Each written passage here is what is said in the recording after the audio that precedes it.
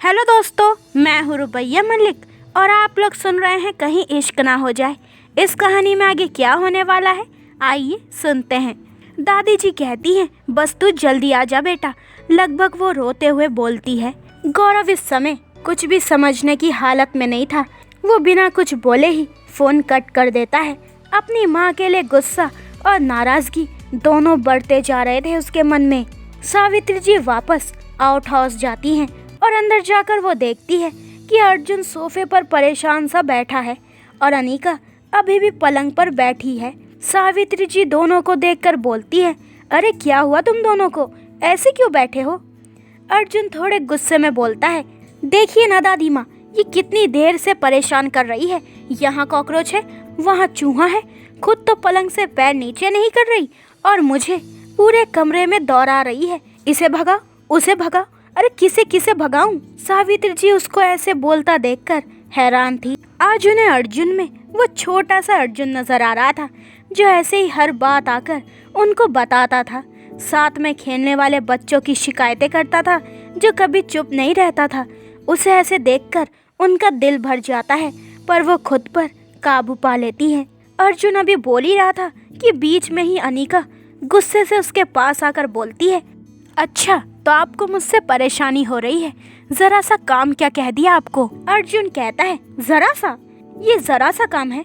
कब से तो इधर से उधर भगा रही हो, पता है कितना थक गया हूँ मैं, सुबह से कुछ खाया भी नहीं मैंने। अनिका अपने दोनों हाथ कमर पर रखकर बोलती है, तो क्या मैंने आपको मना किया है खाने के लिए, या आपके दोनों हाथ पकड़ रखे हैं मैंने? कब से नाश्ता रखा है, खा नहीं सकते थे? सावित्री जी तो अनिका को देखकर हैरान थी और वो मन में कहती है, वाह, पहली बार अर्जुन को कोई टक्कर का मिला है जो अर्जुन की बोलती बंद कर सकता है, वरना तो सबको अपनी लाल लाल आंखों से डराता ही रहता है। पर ये पहली है जिसकी आंखों में देखकर अर्जुन से बात कर रही है। सावित्री जी थोड़ा सा गुस्से में कहती है, बस करो तुम दोनों, कब से झगड़ रहे हो बच्चों की तरह, बच्चे हो क्या? अनिका उनके पास जाकर बहुत मासूमियत से कहती है, पहले इन्होंने शुरू किया था दादी माँ। अर्जुन कमरे से बाहर जाते हुए बोलता है, और तुम्हारे मुंह में तो आवाज़ ही नहीं थी ना जैसे। सावित्री जी गुस्से से बोलती है, अर्जुन रुको, वापस आओ। अर्जुन वापस आ जाता है। सावित्री जी फिर कहती हैं, दोनों चुपचाप ब्रेकफास्ट करो पहले। अर्जुन नजरें नीचे करके बोलता है, सॉरी दादी माँ, पर उस घर का दिया हुआ मुझे कुछ नहीं चाहिए, खाना भी नहीं। ये बोल वो तेजी से कमरे से बाहर निकल जाता है। सावित्री जी अर्जुन अर्जुन चिल्लाती रह जाती है, पर वो नहीं सुनता और अपनी गाड़ी लेकर घर से बाहर चला जाता है। सावित्री जी बेबस होकर सोफे पर बैठ जाती हैं और उनके आंसू बह जाते हैं। अनिका उनके पास बैठते हुए बोलती है, क्या बात है दादी माँ, आप ऐसे क्यों रो रही हैं? सावित्री जी अपने आंसू साफ करते हुए कहती है, कुछ नहीं बेटा, तुम ब्रेकफास्ट करो, तुमने रात से कुछ नहीं खाया है। अनिका उनकी आवाज़ में एक दर्द महसूस कर पा रही थी। वो बोलती है, एक बात पूछूं दादी माँ?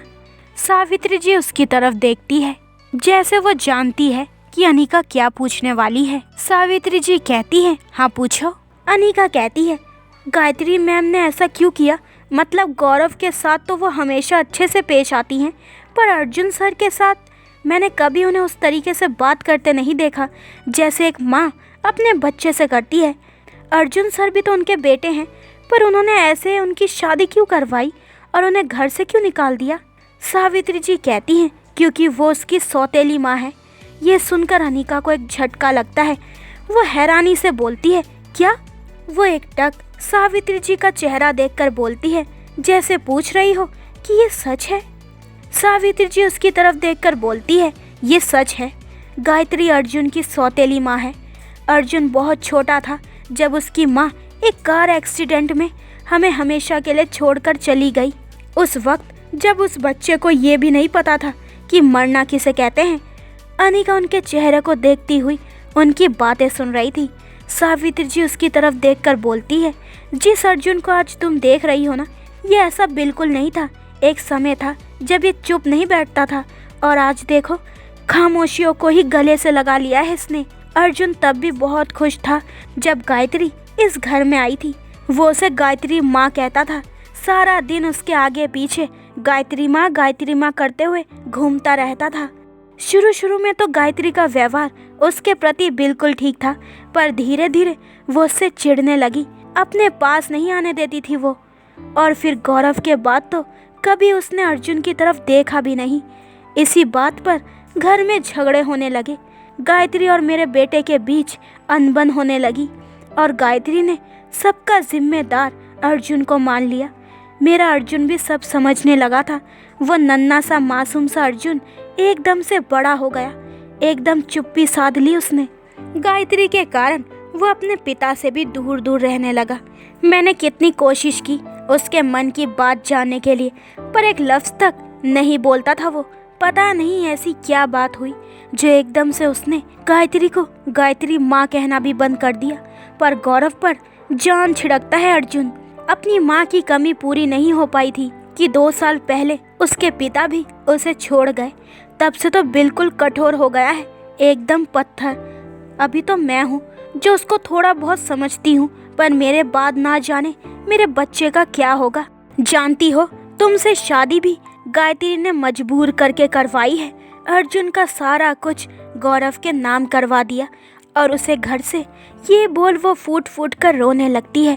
बस वो दिन और आज का दिन। मेरा अर्जुन किसी से अपनी परेशानी नहीं कहता। ज़्यादा परेशान होता है तो समुद्र के किनारे चला जाता है या फिर सिगरेट फूंक कर अपना कलीजा जलाता रहता है। उनकी नज़र अनिका के चेहरे पर पड़ती है जो आंसुओं से पूरा भीगा हुआ था। वो उसे देखकर कहती है, अरे तुम क्यों रो रही हो? अनिका अपनी आंखें साफ करते हुए कहती है, वो दादी माँ। एकदम से उसके दिमाग में कुछ घूम जाता है। वो फटाफट से आईने के सामने जाकर अपने चेहरे को देखती है, अपनी आंखों को देखती है जिसमें से अब भी आंसू बह रहे थे। उसके दिमाग में कुछ शब्द घूम रहे थे जो उसने कभी गौरव से कहे थे। जिस दिन किसी का दर्द मेरी आंखों से बहेगा, जिस दिन किसी की तकलीफ में मैं अपने अंदर महसूस करूंगी, जिस दिन किसी के चेहरे पर मुस्कान देखने के लिए मेरी आंखें तरस जाएंगी, वही पल मुझे मेरे प्यार का एहसास हो जाएगा, मुझे प्यार हो जाएगा। अनिका मन में कहती है, अब समझ आया उनके नाम से ही क्यों मेरा दिल धड़कने लगता है, क्यों उनका प्रिया से बात करना मुझे बुरा लगता है। हाय, मुझे प्यार हो गया, वो भी मेरे सड़ू से। ओहो, ये कितना सुंदर एहसास है। सावित्री जी उसके चेहरे पर आने वाले भाव को देख रही थी, जो उसके पास जाकर उसके कंधे पर हाथ रखकर कहती है, बेटा तुम कुछ खा लो। अनिका अपने आंसू साफ करते हुए कहती है, दादी माँ, खाना तो अब मैं उनके साथ ही खाऊंगी। सावित्री जी मुस्कुराकर उसका माथा चूम लेती है और उसे आशीर्वाद देकर चली जाती है। उनके जाने के बाद अनिका खुद से कहती है, तभी वो इतने खामोश रहते हैं, बस उनकी आंखें बोलती है। कितना दर्द अपने अंदर समेटे बैठे हैं, पर अब नहीं, मुझे उनके दर्द को बाहर निकालना ही होगा, क्योंकि मुझे इतना साइलेंट सड़ू पसंद नहीं है। इसे तो मैं अपने जैसा बना कर ही रहूंगी। अनिका बेसब्री से अर्जुन का इंतजार करने लगी। शाम हो जाती है पर अर्जुन अभी तक नहीं आया था। अब अनिका को जोरों की भूख भी लगी थी। कुछ ही देर में अर्जुन आ जाता है। उसे देखकर जो अनिका को खुशी महसूस होती है ना, वो तो बस वही जानती थी। पर जल्दी ही वो खुद पर काबू पाते हुए कहती है, कहाँ थे तुम? कब से तुम्हारा इंतजार कर रही हूँ। पता भी है कितनी भूख लगी है मुझे। अर्जुन हैरानी से उसकी तरफ देखता है, पर बिना कुछ बोले अंदर जाने लगता है। अनिका उसके पीछे पीछे बोलती है, तुम सुन भी रहे हो? मैं तुमसे बात कर रही हूँ, मुझे भूख लगी है। अर्जुन रुकता है और एक गहरी सांस लेकर बोलता है, सबसे पहले तो अपनी कचर पचर बंद करो। और ये क्या बच्चों की तरह भूख लगी है, भूख लगी है? दोपहर को किचन का सारा सामान भिजवाया था ना, तो जो दिल कर रहा है वो बनाकर खा नहीं सकती? ये बोल वो अपने कदम कमरे की तरफ करता है। अनिका पीछे से बोलती है, पर मुझे खाना बनाना नहीं आता। अर्जुन पीछे मुड़कर देखता है और कहता है, तुम्हें कुछ भी बनाना नहीं आता? अनिका कहती है, आता है ना, चाय बनानी आती है, मैगी बनानी आती है और अंडे बॉईल करने आते हैं। वो मुस्कुराकर ये सब बोल देती है। अर्जुन बोलता है, बस इतना ही? अनिका गुस्से से बोलती है, इतना ही से क्या मतलब है तुम्हारा? पूरी 3 चीज़ें बनानी आती है मुझे। अर्जुन भी गुस्से से कहता है, तो जाओ 3 चीज़ों में से कोई एक चीज़ बनाकर खा लो। अनिका बोलती है, पर मुझे खाना ही खाना है और कुछ नहीं। अर्जुन मन में कहता है, कहाँ फंस गया हूँ मैं? अनिका उसके सामने चुटकी बजाते हुए कहती है, कहाँ खो गए? इधर जोरों की भूख लगी है। मन ही मन उसे अर्जुन पर बहुत प्यार आ रहा था। अर्जुन कहता है, तो तुम क्या चाहती हो? मैं तुम्हें अपने हाथों से बनाकर खिलाऊं? अनिका कहती है, हाँ, तुम्हें खाना बनाना आता है, ये मुझे दादी ने बता दिया है, तो झूठ बोलने की सोचना भी मत। अब जल्दी करो, खड़े क्या हो? मुझे बहुत भूख लगी है, चलो। वो उसका हाथ पकड़ के किचन में ले जाती है। अर्जुन भी उसके साथ चल देता है। किचन में जाकर अनिका कहती है, चलो अब शुरू हो जाओ, मुझसे तो वेट ही नहीं हो रहा है। अर्जुन गुस्से से उसे घूरते हुए कहता है, क्या खाओगी? अनिका उसकी तरफ प्यार से देखकर कहती है, जो तुम खिलाना चाहो। अर्जुन उसकी तरफ हैरानी से देखता है। अनिका की प्यार भरी वाणी से दिल धड़क उठता है उसका, और वो कहता है, क्या बोला तुमने? अनिका बात संभालते हुए कहती है, मेरा मतलब है कि जो जल्दी बन जाए। अर्जुन चुपचाप खाना बनाने लगता है, पर अनिका एकटक उसका चेहरा देख रही थी। अर्जुन उसकी तरफ देखे बिना कहता है, मुझे घूरना बंद करो और ये देखो कि खाना कैसे बनता है। मैं डेली डेली नहीं बनाने वाला। अनिका बोलती है, जी। अर्जुन खाना बनाने लगा था और अनिका उसके पास खड़ी नॉन स्टॉप बोल रही थी। अर्जुन उसका हाथ पकड़कर किचन से बाहर निकालते वक्त उसे कहता है, चुपचाप वहाँ जाकर बैठो। अनिका बीच में ही कहती है, पर मैं सीखूंगी कैसे? अर्जुन कहता है, कोई ज़रूरत नहीं है सीखने की, मैं बना दूंगा, बस तुम अपनी कचर पचर बंद करो और वहाँ जाकर बैठो, और खबरदार जो मेरे पीछे आई। अनिका मन में कहती है, तुम्हारे पीछे नहीं आऊँगी तो कहाँ जाऊँगी? अब तो मेरी हर मंजिल, हर रास्ता तुम्हारी तरफ ही आता है, जहाँ तुम वहाँ मैं। अर्जुन किचन में खाना बना रहा था और अनिका डाइनिंग टेबल पर उसका इंतजार कर रही थी। जब से उसे अपने प्यार का एहसास हुआ था, तब से उसके पैर जमीन पर नहीं पड़ रहे थे। वो बार बार अर्जुन को देख रही थी। जैसे अर्जुन की नज़र उस पर पड़ती है तो वह अपनी नज़रें हटा लेती है। अर्जुन उसको देखकर मन में कहता है, शायद भूख के कारण पागल हो गई है। कुछ ही देर में अर्जुन खाना लाकर टेबल पर रख देता है और खुद कमरे में जाते वक्त बोलता है, लो खा लो। एकदम से अनिका उसका हाथ पकड़ लेती है। अर्जुन पीछे मुड़कर उसकी तरफ देखता है। अनिका कहती है, तुम नहीं खाओगे? अर्जुन अपना हाथ उसके हाथ से छुड़वाते हुए कहता है, मुझे भूख नहीं है, तुम खा लो। अनिका खड़े होकर उसके सामने जाकर बोलती है, ऐसे कैसे भूख नहीं लगी है? तुमने भी तो कल रात से कुछ नहीं खाया। अर्जुन उसकी तरफ देखता है और कहता है, मेरी इतनी फिक्र करने की कोई ज़रूरत नहीं है तुम्हें, समझी? अपने काम से काम रखो। ये बोल वो आगे बढ़ जाता है। अनिका फिर से उसके सामने जाकर बोलती है, मुझसे अकेला नहीं खाया जाता, प्लीज़ मेरे साथ खा लो। अर्जुन को उसकी करीबी, उसके लिए फिक्र करना सब बेचैन कर रही थी। वो गुस्से से कहता है, बोला ना एक बार मुझे नहीं खाना, समझ नहीं आता तुम्हें? क्या नाटक लगा रखा है? अकेले नहीं खाना, खाया नहीं जाता, खाना है तो खाओ वरना मत खाओ। ये बोल वो आगे बढ़ जाता है। अनिका पीछे से कहती है, सब समझती हूँ मैं, इस तरीके से बात करके आप सबको अपने से दूर कर देते हैं ताकि कोई तुम्हारे करीब ना आ सके, है ना?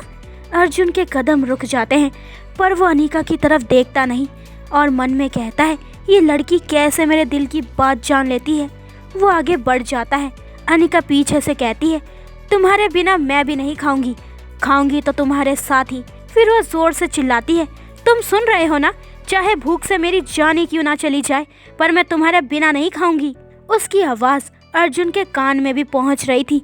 वो जोर से कमरे का दरवाज़ा बंद कर लेता है और एक सिगरेट जलाकर होठों पर रख लेता है और मन में सोचता है, किसी को मेरे करीब आने का हक नहीं है, तुम्हें भी नहीं। अनिका वापस जाकर सोफे पर बैठ जाती है और अर्जुन का इंतज़ार करने लगती है। अंदर कमरे में अर्जुन, वैसे तो वो कमरे में आ गया था, पर सारा ध्यान उसका बाहर ही था। वो मन में सोच रहा था, पता नहीं उसने खाना खाया है या नहीं, पर मुझे क्या, भूख लगी होगी तो अपने आप खा लेगी, पर फिर भी नहीं खाया तो जिद्दी भी तो बहुत है। वो खुद ही सवाल कर रहा था और खुद ही जवाब दे रहा था। फिर उसकी आंखों के आगे अनिका का चेहरा घूम जाता है और अनिका के शब्द उसके कान में घूम रहे थे, मुझे बहुत भूख लगी है। अर्जुन से रहा नहीं जाता। वो अपने कदम बाहर की तरफ मोड़ लेता है। धीरे से दरवाज़ा खोलकर देखता है, खाना टेबल पर अभी भी वैसा ही रखा था और अनिका सोफे पर खुद में ही सिमट कर लेटी हुई थी। उसकी शक्ल देखकर कोई भी बता सकता था कि उसे कितनी भूख लग रही है। अर्जुन एक गहरी सांस लेकर बाहर आता है और अनिका की तरफ देखे बिना डाइनिंग टेबल पर जाकर अपनी कुर्सी खींचकर बैठ जाता है और प्लेट में खाना परोसने लगता है। अनिका उसकी तरफ हैरानी से देख रही थी। अर्जुन उसकी तरफ देखे बिना कहता है, अब तो मुझे देखती रहोगी या खाने के लिए आओगी भी? अनिका के उदास चेहरे पर स्माइल आ जाती है। उसको खाने की इतनी खुशी नहीं थी जितनी अर्जुन के आने की थी। वो जल्दी से जाकर अर्जुन के साइड वाली टेबल पर बैठते हुए कहती है, वाह क्या मस्त खुशबू आ रही है। जो खाना अर्जुन ने प्लेट में परोसा था वो उसी में से खाने लगती है। हालांकि अर्जुन ने वो अपने लिए परोसा था, पर वो अनिका का चेहरा देखकर उसे मना नहीं कर पाता। दोनों एक ही प्लेट में खा रहे थे। अनिका खाते हुए कहती है, वाह क्या खाना है, तुम्हारे हाथों में तो जादू है। अर्जुन कुछ नहीं बोल रहा था, बस चुपचाप खा रहा था। उसे देखकर अनिका बोलती है, अब से तुम ही रोज खाना बनाओगे, ये तय रहा। वो मुस्कुराते हुए ये बोलती है। अर्जुन को खाते खाते खांसी आ जाती है। अनिका जल्दी से उसे पानी देती है और उसकी कमर सहलाने लगती है। वो अर्जुन के बेहद करीब थी। उसके चेहरे पर अर्जुन के लिए परेशानी साफ दिखाई दे रही थी। उसके छूने से अर्जुन का दिल धड़क उठता है।